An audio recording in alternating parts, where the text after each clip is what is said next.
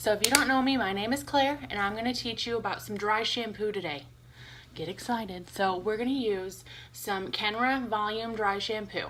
So my favorite thing about starting with this, it goes on dry, obviously. It helps to absorb oil.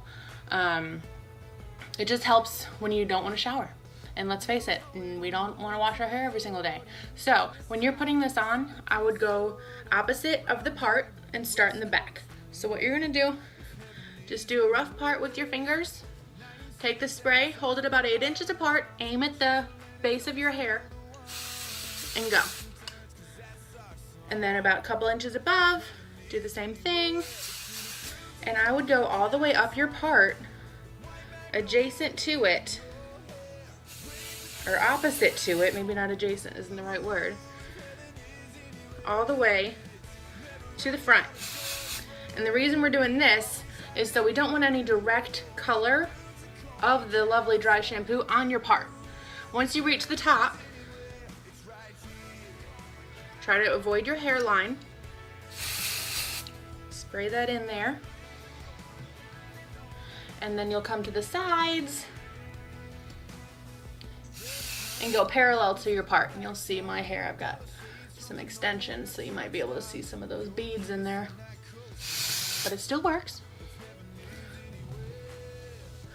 So my favorite thing about the dry shampoo is that it absorbs the oil.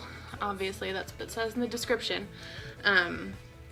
But you don't have to worry about any excess crazy color of the white. A lot of those times with some dry shampoo, you'll get some white residue, and this one you won't get that.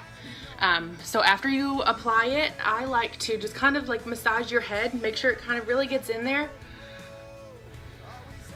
because obviously we want to absorb the oil. The good thing about this as well, it's volumizing. So look at that. May not be the prettiest of hair right now, but it'll give you some extra volume. So you'll want to take your wet brush and just kind of comb it in to make sure it evenly distributes throughout your hair. Some people will blow dry it in too, just to make sure there's no extra powder just kind of floating around. I can't tell you how many times I've had people sit in my chair at the salon and it's like straight powder, and I'm like, oh, is it a dry shampoo day?